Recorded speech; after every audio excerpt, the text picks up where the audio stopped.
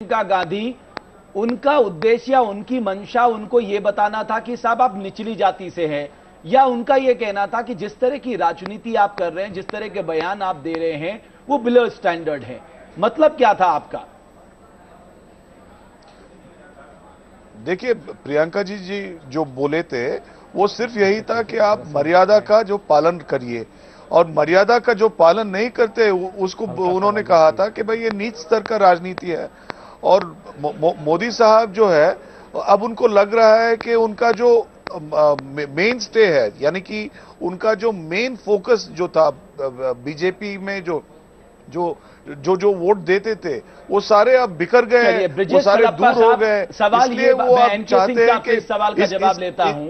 N K Singh साहब, क्या प्रियंका गांधी ने वाकई यही आरोप लगाया था जिसका जवाब नरेंद्र मोदी ने दिया, या उन्होंने इस बयान के जरिए दरअसल पूर्वांचल में कास्ट पॉलिटिक्स का कार्ड खेला, क्योंकि वो जानते हैं पूर्वांचल जातिगत जो जाति का आधार शुरू हुआ था उसकी जो जननी है वो पूर्वांचल रही है। देखिए, डिमेगॉगी और भाषण में अंतर होता है।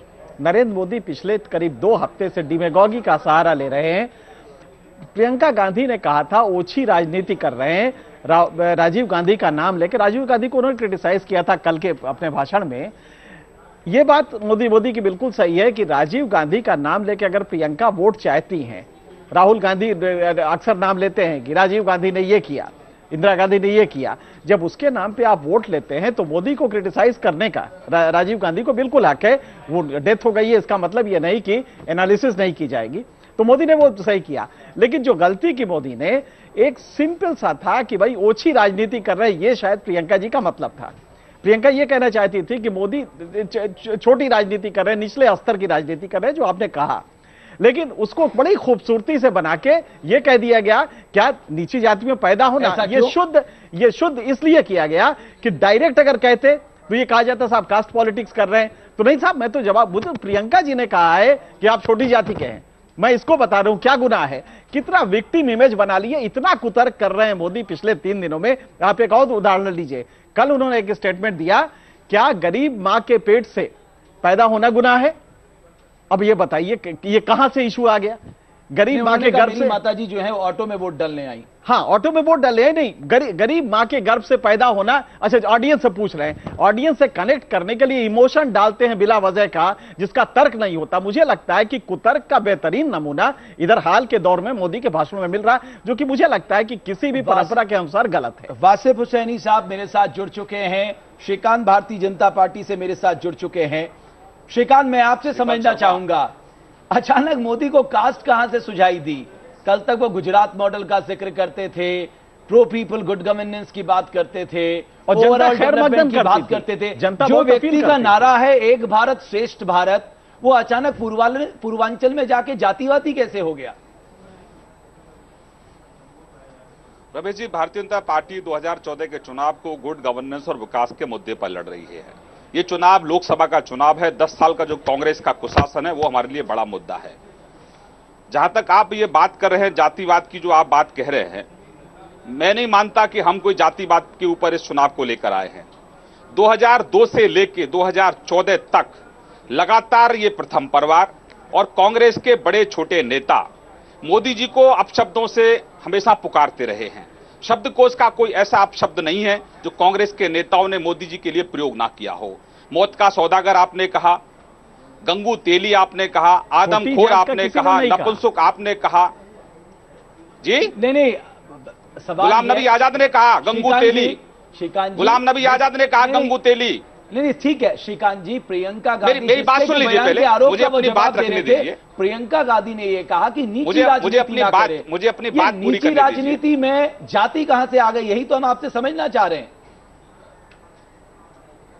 अगर कोई आरोप अगर आप पर लगा रहा है तो क्या उस आरोप का जवाब भी हमसे अपेक्षा नहीं करते कि आप हमसे हम दें? ठीक है, आपकी अपेक्षा है भारतीय जनता पार्टी के प्रधानमंत्री पद के उम्मीदवार और भारतीय जनता पार्टी से बहुत ज्यादा है। मैं मानता हूं कि ये लोकतंत्र में अच्छा है, हमारे लिए बहुत अच्छा है। लेकिन क्या गरीब परिवार में जन्मा व्यक्ति इस प्रथम परिवार को चुनौती दे रहा है? प्रथम परिवार उसको डाइजेस्ट नहीं कर पा रहा है। सर, ये तो इस डेमोक्रेसी की खूबसूरती है। परिवार इसको डाइजेस्ट नहीं कर पा रहा है। डिग्री लेनी पड़ती है पॉलिटिशियन बनने के लिए। अपने भाषणों में आप गरीबी की बात करते हैं, अपने भाषणों में आप दलितों की बात करते हैं, अपने भाषणों में आप गरीब कैसे अमीर हो उसकी बात करते हैं। ये जानना चाह रहा हूं कि गुजरात मॉडल की बात करने वाले, विकास की बात करने वाले, एक भारत श्रेष्ठ भारत की बात करने वाले पूर्वांचल में जाकर जातिवादी कैसे हो गए? मैं सिर्फ ये समझना चाह रहा हूं। मैं आपके आरोप को बिल्कुल नकारता हूं। हमारा आज भी मुद्दा गुड गवर्नेंस है, हमारा मुद्दा गुड गवर्नेंस रहेगा और कांग्रेस मुक्त भारत का जो सपना है, भ्रष्टाचार मुक्त भारत, महंगाई मुक्त भारत, एक ऐसे भारत की कल्पना हम कर रहे हैं जहां बहन बेटियां सुरक्षित हों, जहां बेरोजगारों को रोजगार मिले और 21वीं सदी इस देश की सदी बने, इस संकल्प के लेकर हम देश के जनता के बीच में हैं। समाजवादी पार्टी से मेरे साथ जुड़ चुके हैं श्रीकांत साहब। वासिफ हुसैनी साहब, क्या हम इसे माने कि वो वाकई जवाब दे रहे थे प्रियंका गांधी के आरोप का, या नरेंद्र मोदी जानते हैं कि पूर्वांचल में कौन सा बयान देना है? पूर्वांचल में जाति कितनी हावी? अगर आपको याद है 2007 के चुनाव में सोशल इंजीनियरिंग, यानी यहां से जो जीत कर आता है वो यूपी की सत्ता में काबिज होता है। तो क्या माना जाए उन्होंने सोची समझी रणनीति के तहत यह बयान दिया कि साहब मैं ओबीसी से आता हूं?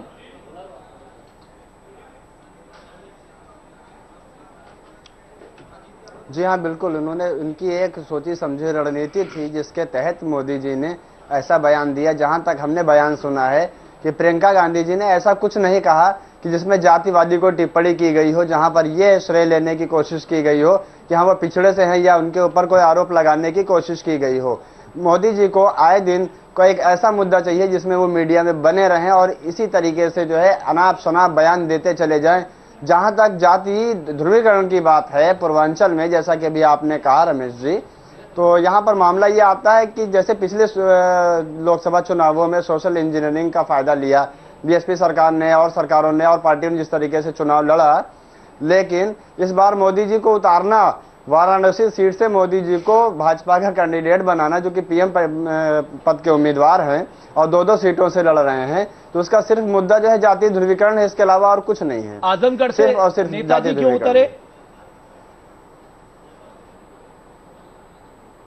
और वो भी यादव बाहुल्य कंस्टिट्यूएंसी से नहीं, चैलेंज मारा जाएगा कि जहां से लड़के दिखा दीजिए। तो अगर मोदी जी को इतना ही वो था तो मैनपुरी से आके लड़ लेते। नेताजी को चैलेंज मारा गया, नेताजी को दिखाया जा रहा है कि आप यहाँ से नहीं लड़ सकते, वहां से नहीं लड़ सकते, ये आपकी अपनी सुरक्षित सीट है। तो नेताजी आजमगढ़ पहुंच गए कि भाई ठीक है भाई मैं यहां से भी नहीं, तो चैलेंज स्वीकार करते तो बनारस से ही लड़ जाते। सवाल इस बात का नहीं है, सवाल ये है कि उनको लग रहा है कि उनका जो जातिवादी जो समीकरण है, एमवाई समीकरण, वो टूट सकता है। मैं आऊंगा आपके पास। नरेंद्र मोदी हमेशा अपने विरोधियों के निशाने पर रहते हैं, लेकिन मोदी का कहना है कि विरोधियों ने उन पर जो पत्थर बरसाए हैं वो सीढ़ी बन गए। देखिए नरेंद्र मोदी के साथ पूरा इंटरव्यू आज रात 9 बजे सिर्फ न्यूज नेशन पर। ऐसा क्यों है कि नरेंद्र मोदी पर हर कोई टीका टिप्पणी करना पसंद करता है? जो लोग मुझे पत्थर मारते हैं जी, मैंने अपना मन बना लिया है जी, उसी पत्थर से मैं सीढ़ी बनाता हूं और उसी सीढ़ी पे चढ़ता हूं।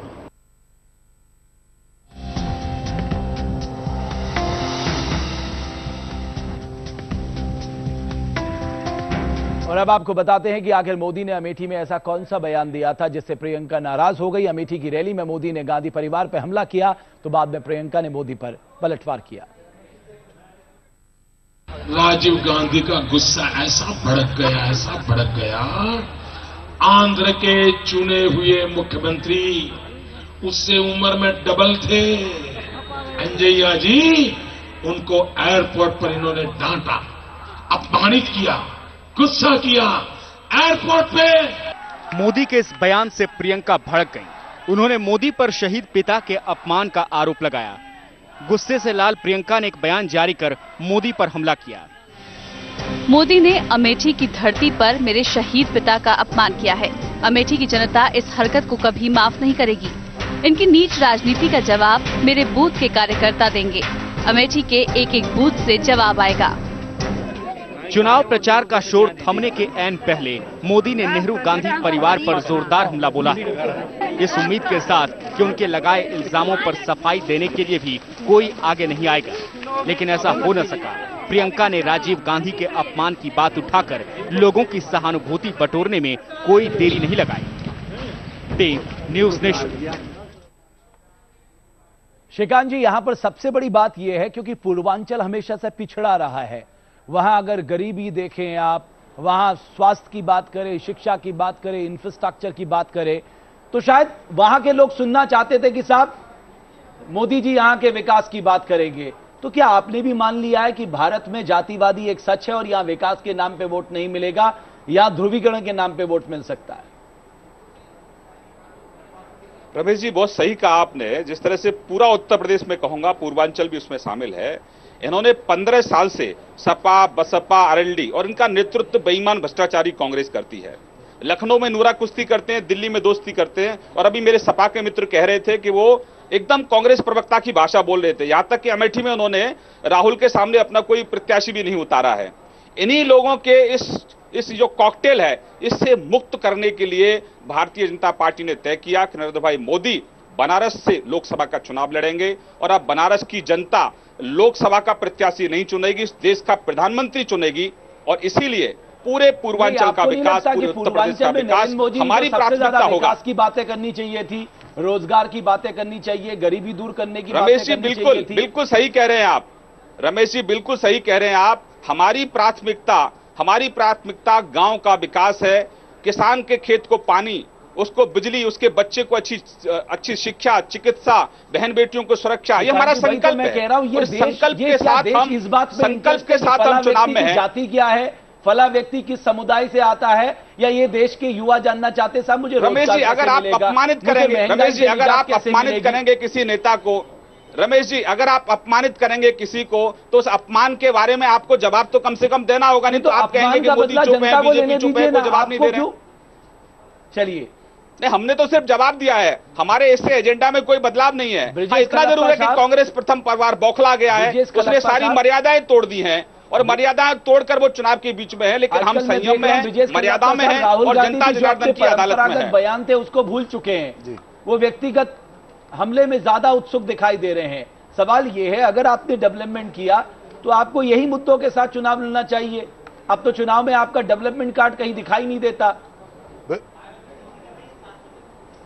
बिल्कुल सही बोल रहे रमेश साहब। ऐसा है कि मोदी साहब का जो मेन कॉन्स्टिट्यूएंसी जो होता था, वो अब उनसे दूर हो गए, क्योंकि सवाल उठ रहा है कि संजय जोशी को खत्म किसने किया, हरेन पाठक को खत्म किसने किया, हरेन पांड्या को खत्म किसने किया। इस चुनाव में डेवलपमेंट 10 साल का आपका कुशासन है, ये सारा सवाल जब उठ रहा है तो मोदी साहब को बौखलाहट हो रही है। बौखलाहट होने के बाद वो सोच रहे हैं कि अपना बैकवर्ड क्लास का कार्ड जो है वो आगे पेश करे। लेकिन बैकवर्ड क्लास का लीडर जो बनता है वो ऐसा नहीं है कि बैकवर्ड क्लास से ही हो। अगर वीपी सिंह साहब जो है वो बैकवर्ड क्लास से नहीं थे, देवराज अरस जो है वो बैकवर्ड क्लास से नहीं थे। तो शायद यही जवाब आपको मिलेगा, क्योंकि हम कास्ट पॉलिटिक्स करते हैं, हम रियल टर्म में विकास की पॉलिटिक्स नहीं करते। हम इस सच्चाई को जानते हैं, सिर्फ सार्वजनिक मंचों पे विकास की बातें करते, जबकि असली राजनीति जाति की राजनीति है। जी हाँ, बहुत सही कहा आपने। अपनी असली कलर में जब ये पॉलिटिकल क्लास आ जाता है, वो कोई भी हो, वो राहुल गांधी हो, नरेंद्र मोदी हो, जब अंत में देखा जाता है, बड़ा अफसोस हुआ। नरेंद्र मोदी से उम्मीद थी कि वो सिर्फ विकास की बात करेंगे और कोई इस तरह की ओछे जो आरोप होते। कल उन्होंने 45 मिनट के भाषण में करीब 38 मिनट प्रियंका गांधी, सोनिया गांधी, राहुल गांधी, राजीव गांधी इसी पे लगाए, और जबकि कहते रहे कि मैं साहब यहाँ पे किसी का बदला लेने नहीं आया, बदलाव चाहता हूं। तो ये ओछा लॉजिक है, लॉजिकल फैलेसीज इतनी थी, अननेसेसरी इमोशन में ट्रैक करते थे। अननेसेसरी, क्या गरीब मां के गर्भ से पैदा होना गुनाह है? अरे कौन तुमसे पूछ रहा है? इससे बढ़िया तुम विकास के बारे में पूर्वांचल में हो, पूर्वांचल गरीब है और पूरी तरह से विकास बाधित है। अगर इसके बारे में बात करते तो शायद मोदी का कद ऊंचा। वासिफ हुसैनी साहब, आखिरी सवाल मेरा आपसे, आपको लगता है कि मुलायम सिंह का जो MY समीकरण है, खासकर पूर्वांचल से उन्होंने शुरुआत की थी, वो भी जाति के महारथी माने जाते हैं, कहीं ना कहीं दरक रहा है वो, खासकर OBC कार्ड जिस तरह से नरेंद्र मोदी खेल रहे हैं?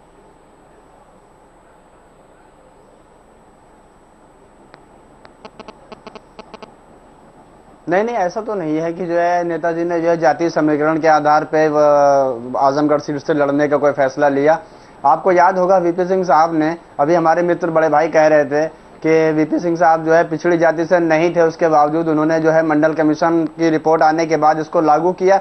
देखा जाए रमेश जी तो तभी से जो है जितने भी पिछड़ी जातियों के नेता हैं, चाहे वो बिहार में लालू जी हों, हमारे यहाँ नेताजी हों, या जो है नीतीश कुमार हों, या स्वयं मोदी जी आए हों, वो उसी कमीशन की रिपोर्ट के आधार के बाद भी ये जो पिछड़ी जातियों के नेता हैं ये बढ़ करके आगे आए हैं और इन्होंने नेतृत्व किया है। अगर इनको इतनी ही परवाह थी तो आजादी से लेकर के जब लागू हुआ था तब तक बीजेपी को उठाना चाहिए था या कांग्रेस को मंडल कमीशन बनाना चाहिए था, इसी तरीके का कोई कमीशन बना करके पिछड़ों के कल्याण के लिए करना चाहिए। 2005 में हमारे चुनाव में जाति एक बहुत बड़ी सच्चाई है, न सिर्फ उत्तर भारत में बल्कि दक्षिण भारत में भी, और इसी के आधार पर चुनाव लड़े जाते हैं। और शायद यही वजह है इंक्लूसिव डेवलपमेंट का जो मंत्र होता है वो जमीन पे नहीं उतर पाता। आप सबका बहुत बहुत शुक्रिया चर्चा में शामिल होने के लिए। न्यूज नेशन में खबरों का सिलसिला लगातार जारी है।